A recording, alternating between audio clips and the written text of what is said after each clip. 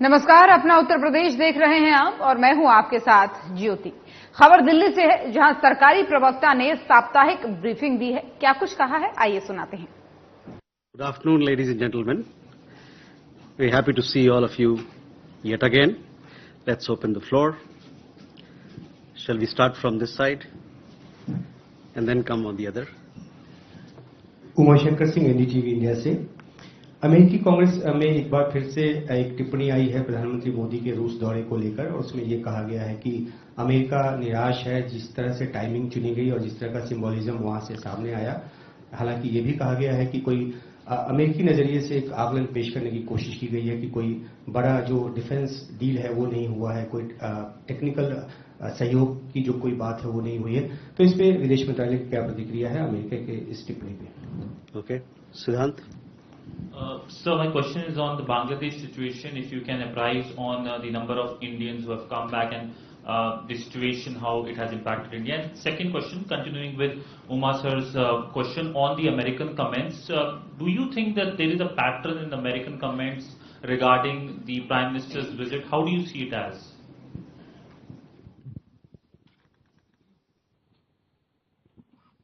Okay, Kadambari. Kadambari Sharma from NDTV. एक travel advisory America की तरफ से जारी की गई है, जहां पर नॉर्थ ईस्ट की बात की गई है, मणिपुर की बात की गई है, सेंट्रल इंडिया, सब जगह के बारे में काफी अलार्मिंग तस्वीर पेश की गई है। इस पर कोई प्रतिक्रिया? Rishabh. Sir, Rishabh from Times Now. Sir, in Canada, 2 people have been arrested for threatening Justin Trudeau, the Canadian Prime Minister, the same country where there have been constant death threats to our leaders, be it Prime Minister, be it External Affairs Minister, or our High Commissioner to Canada. First thing, and so second thing, there is a video of Padwant Singh Panun where he is saying that Canadian Khalistani Sikhs have come to India to fight Indian forces. Is there any information on any Canadian citizen who was involved in any such incident here in India?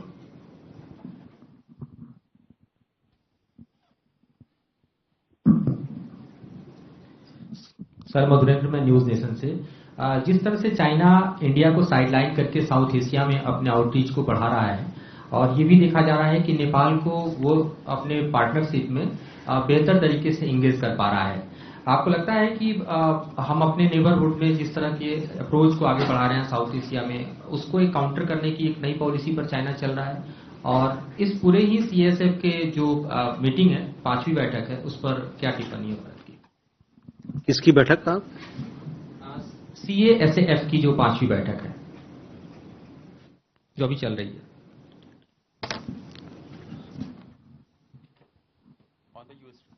Okay, Abhishek. Sir, this is Abhishek from Siri News Delhi. My question is regarding U.S. Assistant Secretary Donald Lu's comment, in which he has said that India has cancelled billions of dollars of purchase from Russian defense industry because Russia cannot deliver. So my first question is that, and second, also he has said that he has been in communication with the Indian government on their displeasure and disappointment with the Prime Minister's visit to Moscow. So could you please brief us on what kind of communication they have been? Okay, so let me come to the first question, which was asked by Uma Shankar and also Abhishek and Siddhant. This pertains to the comments made in the US Congress. You must understand that India has long-standing relationship with Russia that is based on mutuality of interests. In a multipolar world, all countries have the freedom of choice. It is essential for everybody to be mindful of and appreciate such realities. So that will be our response to your questions. Uma ji, आपने हिंदी में पूछा इसलिए मैं हिंदी में बोलना चाह रहा हूं। हमारी रूस के साथ पुरानी मैत्री है और ये दोनों देशों के रिश्तों पे, इंटरेस्ट पे आधारित है। एक बहुध्रुवीय दुनिया में, मल्टीपोलर वर्ल्ड में, सभी देशों को आजादी है कि अपने अपने राह चुने, अपने अपने विकल्प को चुने। और ये भी जरूरी है कि एक नई जो वास्तविकता है, हकीकत है, उसको लोग उससे वाकिफ हो, उसको समझें और उसकी प्रशंसा भी करें।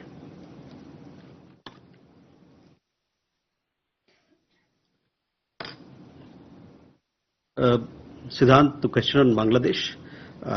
So far, we have had over 6,700 Indian students who've come back from Bangladesh. We've received excellent cooperation from the Bangladeshi government.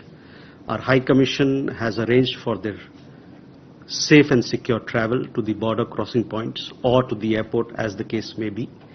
They also have several helplines. Both our High Commission and our Assistant High Commissions, they are operating 24/7 helplines.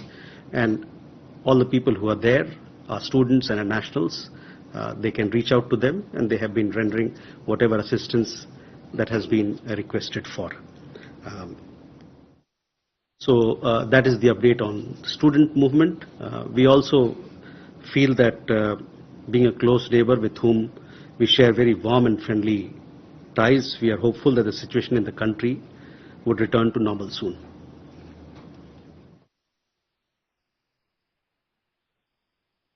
Kadambari, आपका सवाल travel advisory को लेके।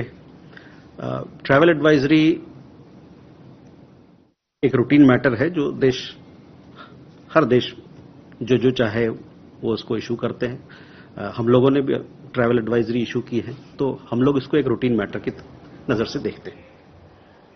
बलिया में छापेमारी के मामले में DIG Vaibhav Krishna ने मीडिया को जानकारी दी है। आपको बता दें कि जीरो टॉलरेंस पर बलिया में एडीजी जोन वाराणसी और डीआईजी रेंज आजमगढ़ की संयुक्त छापेमारी हुई। रात्रि में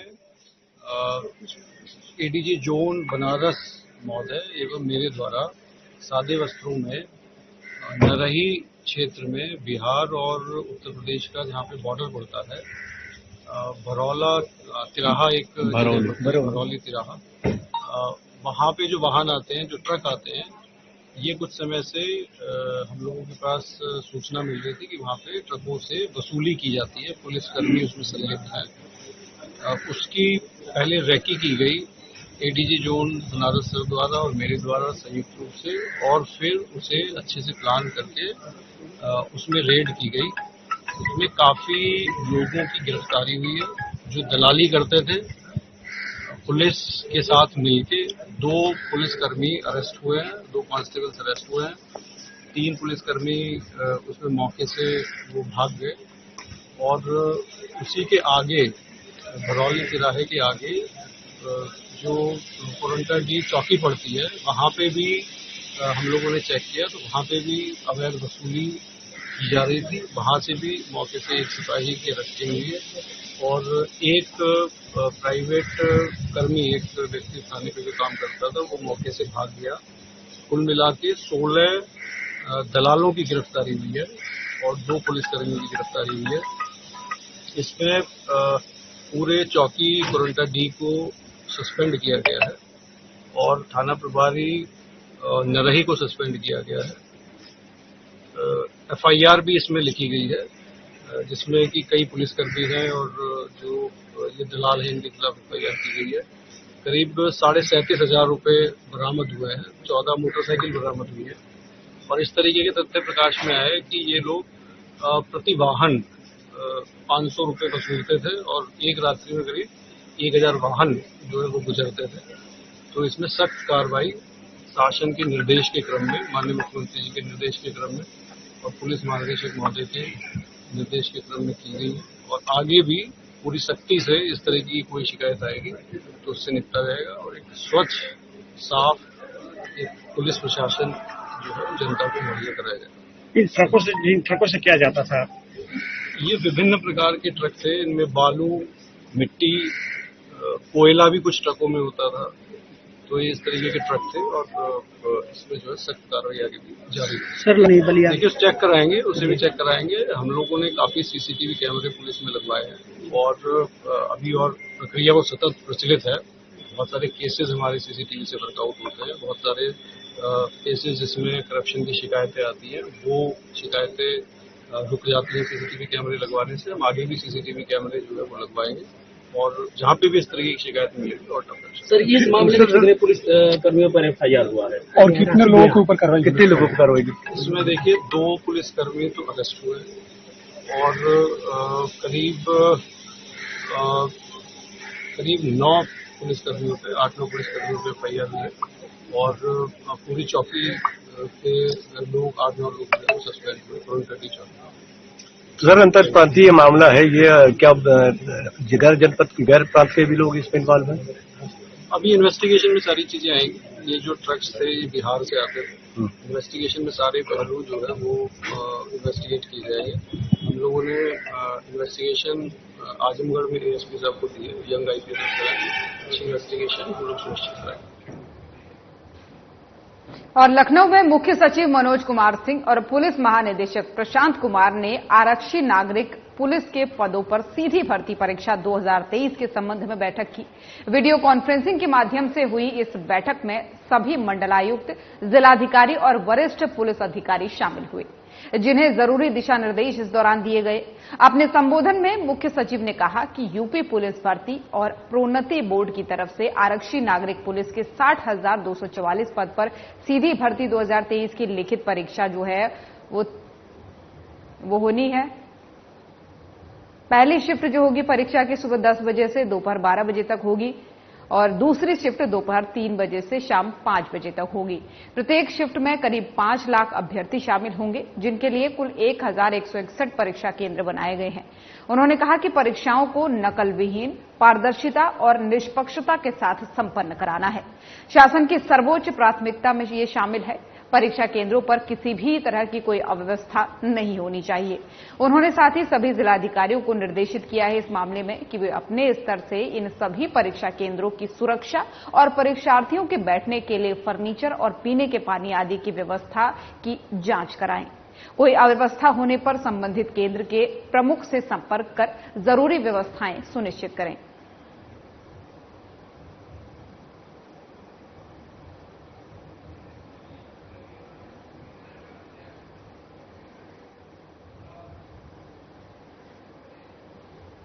लखनऊ मुख्य सचिव मनोज कुमार सिंह ने उदयति फाउंडेशन यानी TUF और उत्तर प्रदेश के योजना विभाग आपसी सहयोग से लखनऊ में आयोजित यूपी में महिला समाज सेवी विकास को बढ़ावा देना प्रमुख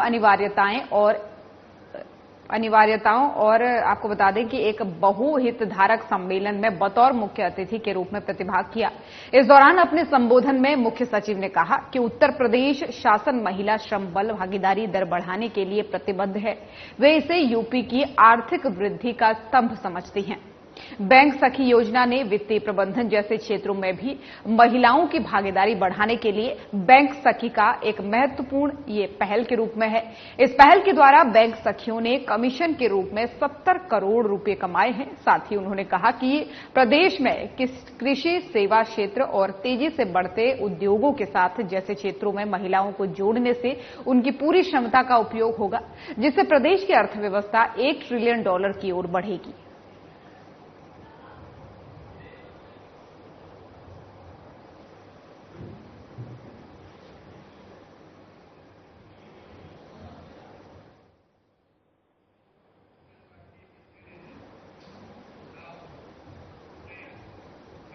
और मेरठ जोन के अपर पुलिस महानिदेशक DK ठाकुर ने बुलंदशहर पहुंच करके SSP श्लोक कुमार के साथ कावड़ियों के आने जाने वाले कावड़ मार्गों का निरीक्षण किया है। आपको बता दें कि इस दौरान ADG ने स्थानीय अधिकारियों को सुरक्षा व्यवस्था बनाए रखने के लिए जरूरी दिशा निर्देश भी दिए। वहीं कावड़ यात्रा के मद्देनजर बुधवार शाम को ADG DK ठाकुर बुलंदशहर पहुंचे। ADG DK ठाकुर ने SSP श्लोक कुमार और अन्य अधिकारियों के साथ सबसे पहले गुलावठी क्षेत्र में कावड़ियों के आने जाने वाले कावड़ मार्गों का निरीक्षण किया। वहीं ADG ने जिला पुलिस की तरफ से कावड़ यात्रा को सकुशल संपन्न कराने के लिए की जा रही तैयारियों की समीक्षा की। आपको बता दें कि ADG ने स्थानीय अधिकारियों को निर्देश दिए हैं कि यात्रा मार्ग पर किनारे से झाड़ियों की साफ सफाई, मार्ग की मरम्मत, पेयजल, स्वास्थ्य कैंप, विद्युत पोल को कवर कराने के साथ साथ सभी आवश्यक व्यवस्था को सुनिश्चित कराया जाए। वहीं कावड़ मार्ग पर प्रकाश व्यवस्था कराने के भी निर्देश दिए गए हैं। इस मौके पर अपर पुलिस अधीक्षक नगर शंकर प्रसाद, क्षेत्राधिकारी सिकंदराबाद पूर्णिया सिंह सहित जो है अन्य अधिकारी भी उपस्थित रहे।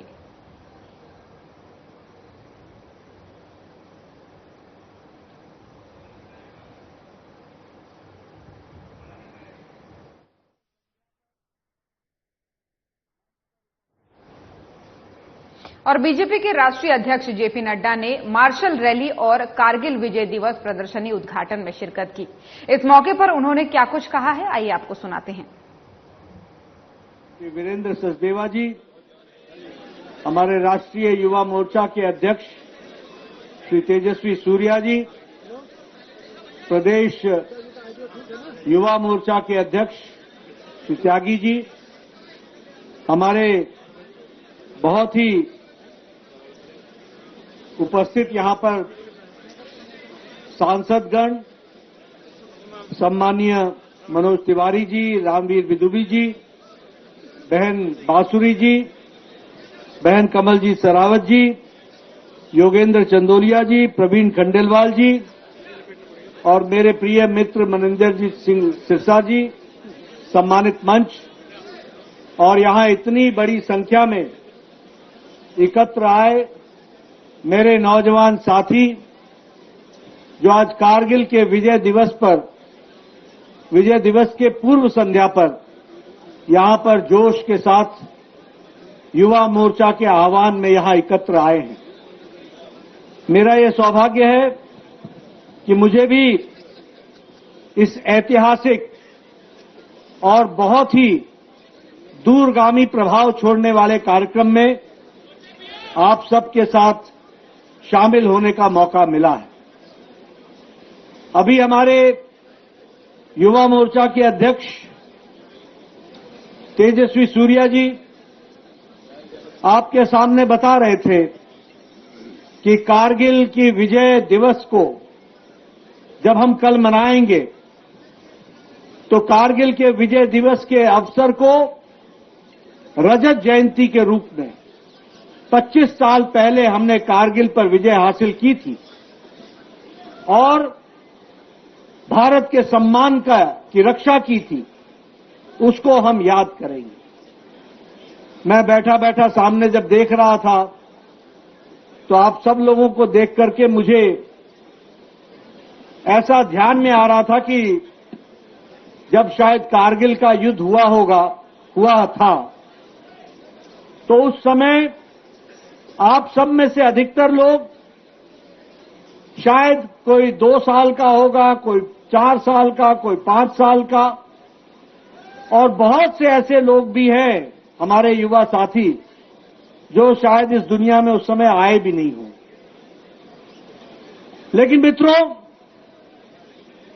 ये वीर जवानों का अभिनंदन का अवसर है और जब मैं वीर जवानों के अभिनंदन की बात करता हूं तो कारगिल का विजय दिवस इस रूप में मना करके हम भारत के उन वीरों को, उन वीर सपूतों को जिनके शौर्य के कारण जो पाकिस्तान ने कारगिल की भूमि पर कुत्सित निगाहें डाली थी, उनके इरादों को, जो उनकी सोच थी, उसको चकनाचूर करके कारगिल पर फिर से तिरंगा लहराया था।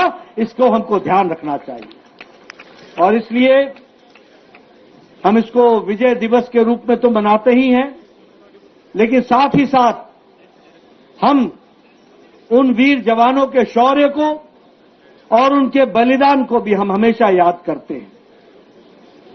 कारगिल का युद्ध एक विशेष परिस्थिति का युद्ध था। पाकिस्तान ने कोई सीधे तरीके से अटैक नहीं किया था।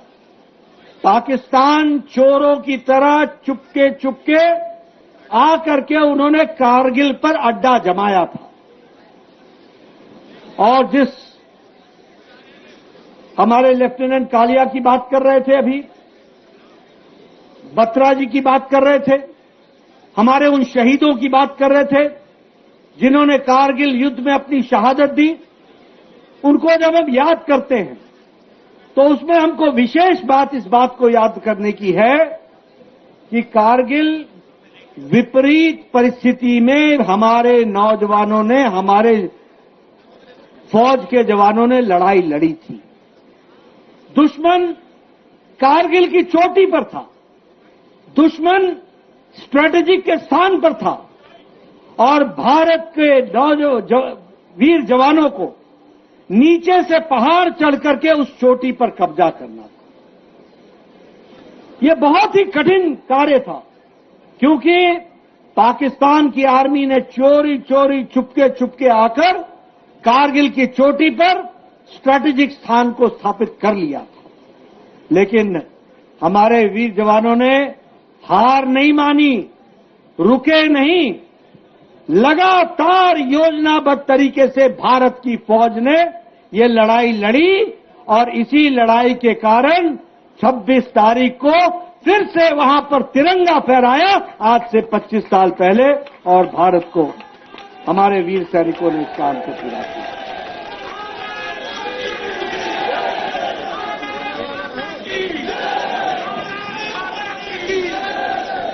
बहुत कम लोगों को मालूम होगा कि जब कारगिल का युद्ध चल रहा था तो आपको जानकर के खुशी भी होगी और आश्चर्य भी होगा कि हमारे प्रधानमंत्री नरेंद्र मोदी जी जब कारगिल का युद्ध चल रहा था तो उस समय वो उत्तर भारत के भारतीय जनता पार्टी के बतौर महामंत्री वह उत्तर भारत के प्रभारी भी थे।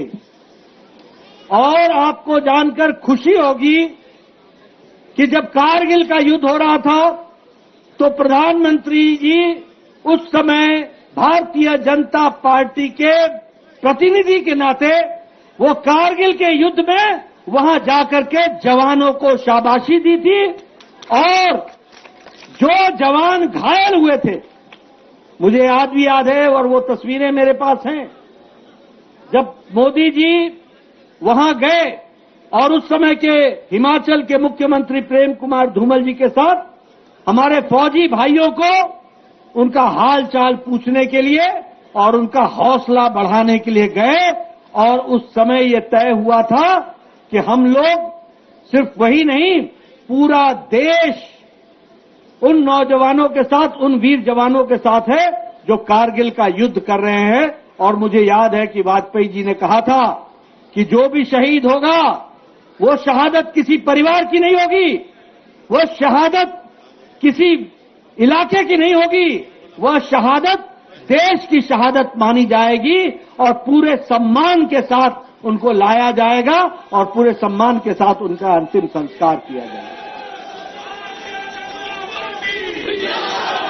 और आपको जानकर देखो नेतृत्व का फर्क कितना होता है।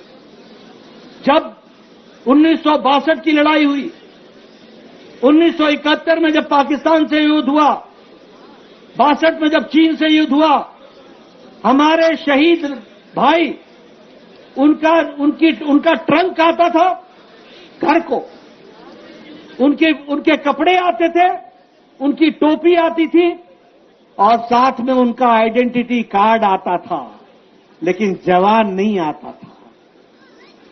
ये प्रधानमंत्री उस समय अटल जी ने तय किया, जिसको मोदी जी ने आगे चलाया, कि कोई भी शहीद जो देश के लिए शहादत देता है उसको पूरे सम्मान के साथ उसका अंतिम संस्कार उसके गांव में होगा और पूरी जिम्मेवारी सरकार और फौज लेगी। इस बात की चिंता कीजिए। क्यों? इसलिए कि वो किसी परिवार का शहीद नहीं है, वो सारे देश के शहीद है के लिए शहीद हुआ है और उसकी शहादत व्यर्थ नहीं जाएगी। इस बात की चिंता कीजिए। यहां दोस्तों मैं एक बात और बताना चाहता हूं, थोड़ा सा जिक्र हमारे तेजस्वी भाई ने किया है, लेकिन मैं आपको बताना चाहता हूं, यही फौज थी जब यूपीए के जमाने में, जब कांग्रेस के जमाने में यहां के डिफेंस मिनिस्टर से पूछा गया कि आप डिफेंस की रोड को बॉर्डर पर क्यों नहीं बनाते हो। तो स्वास्थ्य मंत्री जेपी नड्डा को सुन रहे थे आप। बुलेटिन में फिलहाल इतना ही। नमस्कार।